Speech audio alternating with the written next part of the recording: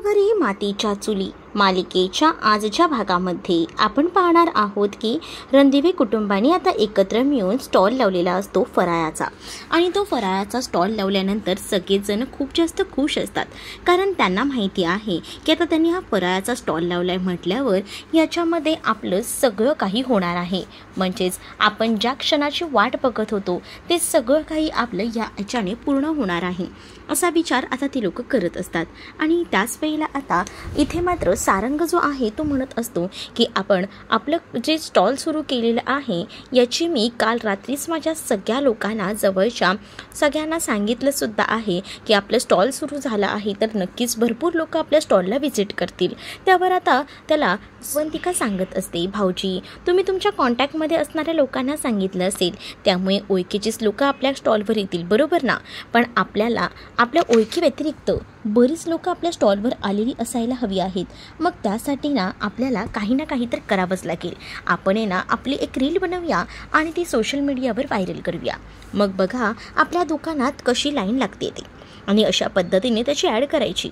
असं देखील ती ॲड कशी करायची हे सुद्धा आता सांगू लागते. आणि त्याच वेळेला आता सगळे कुटुंबीय तिच्याकडे पाहू लागतात.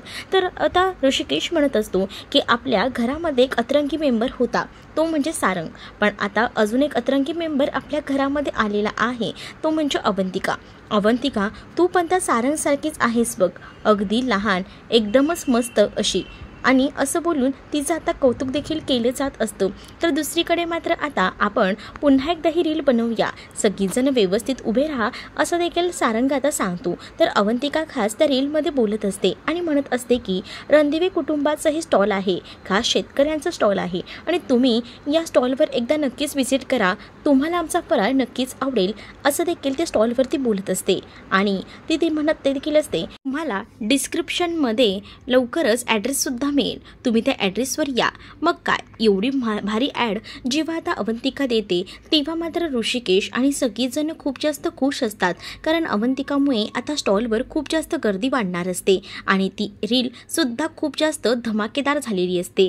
त्याच वेळेला आता सारंग म्हणत असतो की ती रीलला लवकरात लवकर पोस्ट करा, म्हणजे आपल्या दुकानात लवकर मेंबर्स यायला सुरुवात होतील. तर आता अवंतिका म्हणत असते की भाऊजी मी तेच करते, थांबा. आणि त्याच वेळेला आता स्टॉलवर गर्दी तर होणारच असते, कारण हा शेवटी रणदिवेंचा फराळ आहे. आणि त्याच वेळेला आता त्या स्टॉलवर अवंतिका त्याचसोबत जानकी अक्क रणदिवे कुटुंबच असतं, म्हणजे हे तिघही जण आणि ह्यांच्या बायका ह्या सगळ्याच जणी तिथं असतात. आणि त्याचसोबत ऐश्वर्या ही सगळं लांबून पाहत असते. तेवढ्यातच एक माणूस त्या स्टॉलवर आलेला असतो आणि तो म्हणत असतो की हे काय, तुम्ही हे विकायला घेतलं आहे का? अरे वा, खरंच खूप छान हा. आणि मला ना जरा फराळ दाखवता का टेस्टिंगला?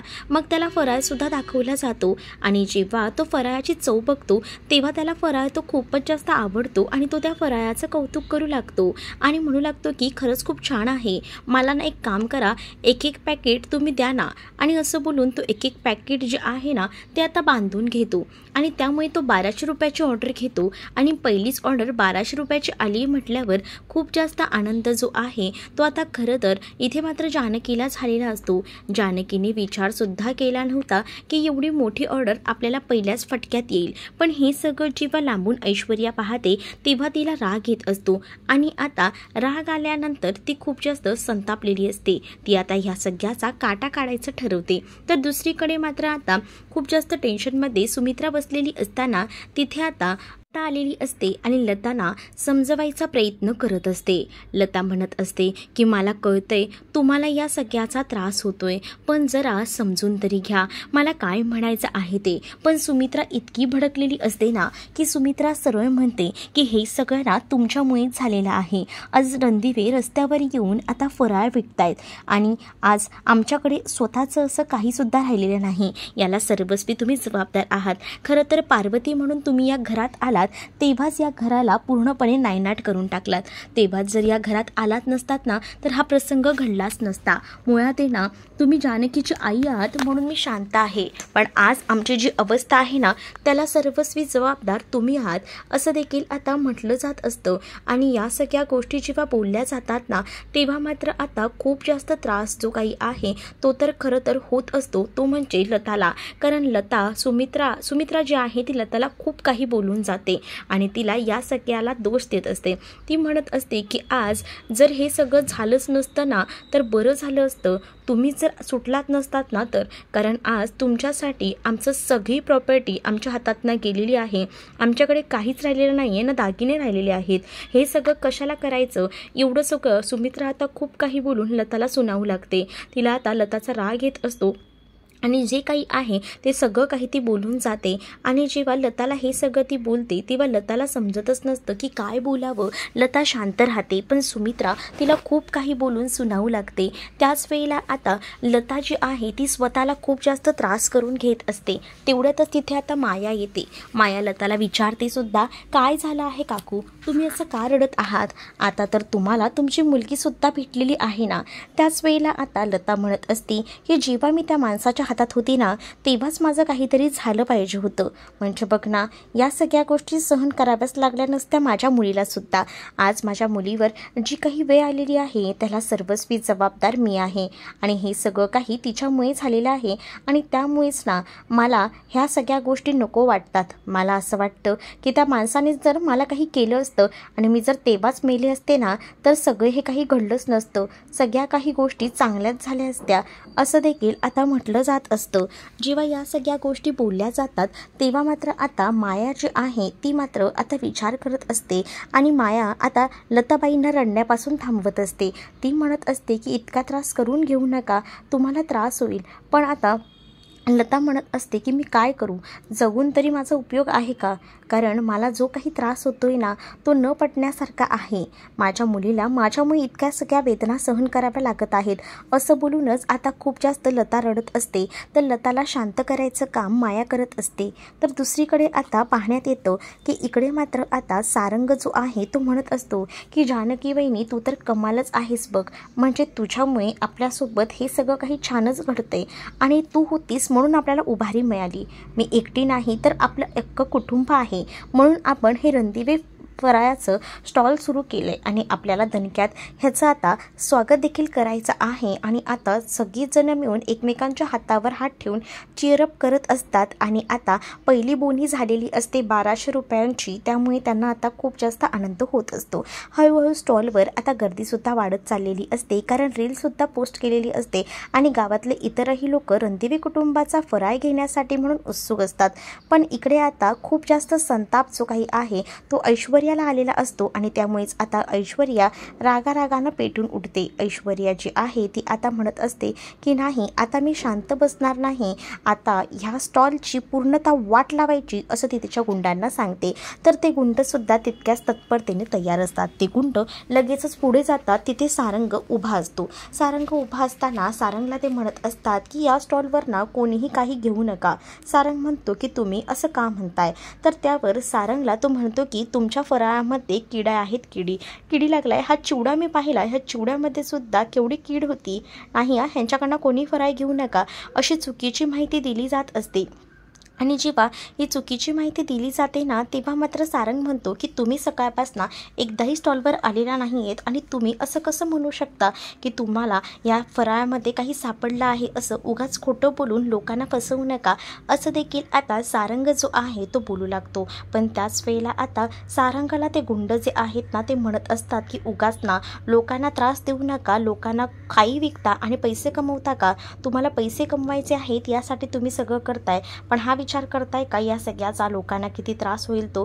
आता तर ना मी तुम्हाला सोडतच नसतो. हे सगळं ना मुद्दामून तुम्ही लोक करताय ना, तर बघा आता तुमची कशी वाट लावतो. आणि असं बोलूनच आता त्या स्टॉलमध्ये सुद्धा खूप जास्त राडा होऊ लागतो. तर सारंग जो आहे तो मध्ये पडतो आणि सारंग त्या गुंडांना म्हणत असतो की हात लावायचा नाही, हा तुम्हाला मी आधीच सांगतो. पण ते गुंड काही केलं ऐकत नसतात. ते गुंड जे आहेत ना ते खूपच जास्त संतापलेले असतात आणि ते गुंड पुढे येतात आणि त्या स्टॉलमध्ये मारामारी करायला सुरुवात करतात. त्याच वेळेला आता त्यांना मात्र सारंग थांबवत असतो. सारंगसुद्धा त्यांच्यासोबत आता मारामारी करतो. जेव्हा सारंग त्यांच्यासोबत मारामारी करतो तेव्हा ऋषिकेश देखील पुढे येतो, कारण ऋषिकेशला कळून चुकतं की नक्कीच काहीतरी खूप जास्त भांडणं होत आहेत.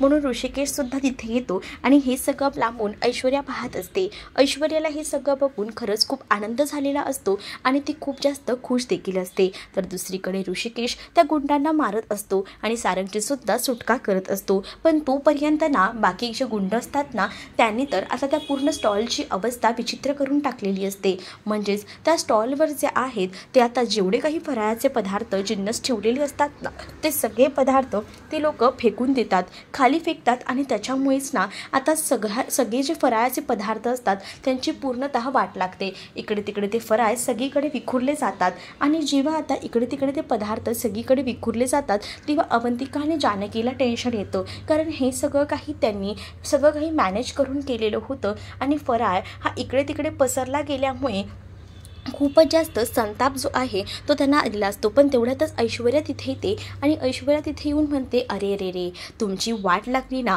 असं बोलून ती आता मजा घेत असते. म्हणजे आता जानकीला समजून जातं की या सगळ्याच्या मागे ऐश्वर्या आहे. ऐश्वर्याला आता ती म्हणत असते की मला कळलेलं आहे, म्हणजे हे गुंड आणि हे सगळं काही तू पाठवलेस. त्यावर ऐश्वर्या म्हणते, मग मीच पाठवणार ना, तुला काय वाटलं तुला मी सुखासुखी जगू देईन? तर नाही, तुला मी असं सुखासुखी जगू देणार नाही. तुला असं वाटत असेल की तू जिंकली आहेस, पण तुला मी असं जिंकू देणार नाही, असं देखील ऐश्वर्या आता जानकीला बोलत असते.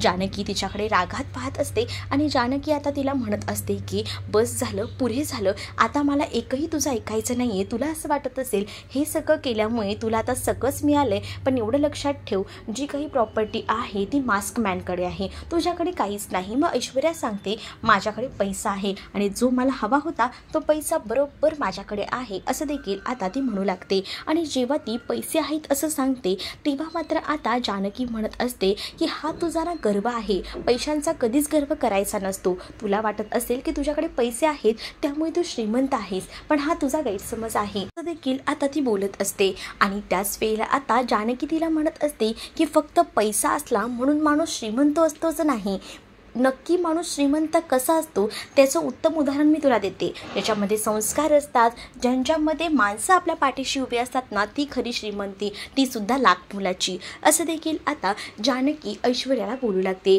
ऐश्वर्या तिला सांगत असते की असू दे ग, तुला काही समजायचं ते समज, पण आता ना मला हे जास्तीचं नॉलेज तू देऊच नको. तुझी जी काही वाट लागली आहे ना तीच तर मला बघायची होती आणि खरं तर त्यातच मला मजा येते, असं देखील ती आता म्हणू लागते. आणि दुसरीकडे मात्र आता पाहायला मिळतं ऐश्वर्या जी आहे ती जेव्हा हे सगळं काही बोलत असते तेव्हा जानकी तिला म्हणते की तुला हे सगळं करून समाधान भेटत असेल तर इट्स ओके, पण एवढं लक्षात ठेव आज तुझ्याकडे पैसा आहे म्हणून तू एवढं सगळं करतेस, पण एक दिवस असा येईल ना की तुझ्याकडे धड तुझी माणसंही नसतील आणि कोणीही नसेल, तेव्हा बघ तुला कोणाची गरज लागते ते, असं देखील आता ऐश्वर्याला जानकी बोलू लागते. आणि त्याच वेळेला आता ऐश्वर्या म्हणत असते की राहू दे, माझं काय ना ते मी मॅनेज करू शकते, मला फक्त माझा पैसा इम्पॉर्टंट आहे आणि मला आता पैशांशिवाय दुसरं काही दिसत नाही, असं देखील ते आता म्हणत असते. आणि जेव्हा आता हे सगळं काही ती बोलते ना तेव्हा मात्र आता इकडे ऐश्वर्या जेवढ्या काही गोष्टी बोलत असते त्या सगळ्या गोष्टी जानकी जी आहे ती शांतपणे ऐकत असते. जानकीला खरं तर त्यांचं खूप मोठं नुकसान झालेलं असतं, याचा त्रास होत असतो, पण तरीसुद्धा आता ती का होईना शांत असते. तर दुसरीकडे मात्र आता पाहायला मिळतो एवढं तर त्यांचं नुकसान झालेलं असतं, पण आता ती जास्त वेळ तिथे ती लोक राहूसुद्धा शकत नसतात, कारण त्यांना लवकरात लवकर घरीसुद्धा जायचं असतं. कारण नानांना सुद्धा टेन्शन असतं की व्यवस्थितपणे या सगळ्या लोकांनी केलं असेल का मॅनेज, का काही झालं असेल, म्हणून नानासुद्धा खूपच जास्त विचित्र अवस्थेत असतात. तर इकडे मात्र स्टॉलवर अजूनही भांडणं सुरूच असतात, कारण ऐश्वर्याने हे सगळं केलेलं असलं तरीसुद्धा त्यांच्याकडे या संदर्भातले कोणतेही पुरावे नसतात की हे सगळं काही ऐश्वर्यानेच केलेलं आहे म्हणून. त्यामुळे ऐश्वर्या त्यांना सरळ तोंडाला तोंड लावून म्हणत असते की मी जरी काही केलं ना तरी तुम्ही माझं काहीच करू शकत नाही, कारण आता तुमच्याकडे काहीसुद्धा नाही आहे, तुम्ही कंगाल आहात, असं देखील ती आता म्हणू लागते. आणि जेव्हा हे सगळं ती बोलते ना तेव्हा मात्र ऐश्वर्या हे जेव्हा बोलत असताना ऋषिकेश आणि त्याचसोबत सारंग सौमित्र शांत असतात, पण सारंगची मात्र खूप जास्त धुलाई जी आहे त्या गुंडांनी केलेली असते. त्यामुळे आता जानकीला संताप आलेला असतो, जानकी शांत असते. ऐश्वर्याला असं वाटत असतं असतं की तिने खूप मोठा किल्ला जिंकलेला आहे असं चेहऱ्यावरच्या तिच्या त्या नक्षा बघूनच कळत असतं. तर दुसरीकडे मात्र आता अवंतिका आणि त्यासोबत जानकी तो सगळा काही स्टॉल आवरायला घेतात, कारण त्यांचं तर खूप मोठं नुकसान झालेलं असतं. फराळाचा एकही कण उरलेला नसतो. पण आता हे सगळं आवरून घरी तर जावंच लागणार हे सुद्धा त्यांना तितकंच माहिती असतं. नाना नुसते एरझरे घालत असतात, त्यांना कळत नसतं की काय करावं. तर सुमित्रा त्यांना म्हणत असते की काय झालं आहे, एवढं का पॅनिक होताय, मुलं येतच असतील, त्यांनी धंदा चांगला केला असेल, माझा विश्वास आहे या सगळ्यावर, असं सुमित्रा नानांना बोलून समजावत असते. पण दुसरीकडे मात्र आता नाना जे आहेत ना ते मात्र म्हणत असतात की नाही, मला ना काही झालं तरी सुद्धा ना आता नाही पटत या सगळ्या गोष्टी. तेवढ्यातच मुलं आलेली असतात आणि मुलं आलेली बघून सुमित्रा म्हणते की बघा मुलं आलेली आहेत, आता तुम्हाला विचारायचं आहे ना तर मुलांना विचारा, काय मुलांना सगळं झालं ना व्यवस्थित. तर त्याच वेळेला आता जो काही प्रसंग घडला आहे, सारंगला ज्या गुंडांनी मारलेलं आहे याबद्दल सगळं काही जे आहे ते ऋषिकेश सांगू लागतो. आणि ऋषिकेश म्हणत असतो की आपल्या स्टॉलवर खूप जास्त मारामारी झाली, तिथे काही गुंड आले आणि त्यांनी पहिल्यांदा सारंगला मारलं आणि आपण जेवढेही काही पदार्थ केले होते ना ते सगळे पदार्थ त्यांनी खराब केले आणि त्याचसोबत त्यांनी हे सुद्धा मला म्हटलं तुमच्या फराळामध्ये किडा लागलेले आहेत, पण हे सगळं ते मुद्दामून म्हणत होते. दुसरीकडून बाहेरून कडून तरी तो फराळ आणला होता आणि त्या फराळाचा आपल्याकडे येऊन दाखवत होते, जेणेकरून आपल्या स्टॉलवर कोणीही यायला नको. खरं तर ना आपल्या स्टॉलवर खूप छान अशी लाईनसुद्धा लागली होती, बरेच कस्टमर आपल्या स्टॉलवर येतही होते. पण अचानकपणे हे सगळं काही झालं ना त्यामुळे कोणी आलं नाही आणि आपलं खूप मोठं नुकसान झालं. आता आपल्याकडे काहीसुद्धा शिल्लक राहिलेलं नाही आहे असं देखील आता ऋषिकेश म्हणत असतो. त्याच वेळेला आता या सगळ्याचा खूप मोठा धक्का जो काही आहे तो सुमित्राला बसतो. पण हे सगळं कोणी केलं, कोण गुंड होते, काही कळलं का असं नानासाहेब विचारतात. मग नानांना आता ऋषिकेश उत्तर देत म्हणतो की हे सगळं त्या ऐश्वर्याने केलं. ऐश्वर्याने केलं? बापरे, आता तर ना मला खूप राग आलाय. नाना म्हणतात आता असं तसं सोडायचं नाही, आताच्या आता आपण पोलीस स्टेशनला जायचं आणि तिची तक्रार करायची असं देखील नाना म्हणू लागतात. पण दुसरीकडे नानाला ऋषिकेश थांबवतो आणि ऋषिकेश नानांना म्हणत असतो की नाना असं आपण काहीच करू शकत नाही, कारण तिने हे सगळं काही केलेलं आहे ते तिने स्वतःहून केलेलं नाही आहे, तिच्या गुंडांना कामाला लावून केलेलं आहे. आपल्याकडे काहीच पुरावा नाही आहे की हे सगळं काही तिने केलं आहे याचा, असं देखील आता नानांना तो बोलू लागतो. त्याचबरोबर नानाही शांत बसतात. पण दुसरीकडे मात्र आता सुमित्रा हिला स्वतः राग आलेला असतो. सुमित्राही म्हणत असते की हे सगळं काही चुकीचं झालेलं आहे, म्हणजेच बघ ना ऐश्वर्याने ठरवलंच आहे की आपल्याला पूर्णपणे नष्ट करायचं आणि ती तसं करते सुद्धा आहे. पण त्यावर सुद्धा जानकी सावरायचा प्रयत्न करत असते. जानकीला खरं तर खूप जास्त टेन्शन आलेलं असतं तिच्या कुटुंबाचं, कसं सावरायचं ह्या कुटुंबाला. पण तरीसुद्धा ती हळूहळू का होईना ह्यातून मार्ग काढायचा ठरवत असते. पण आता घरात इतका मोठा पसारा झाला आहे, त्यांच्याकडे काहीसुद्धा नाही आहे.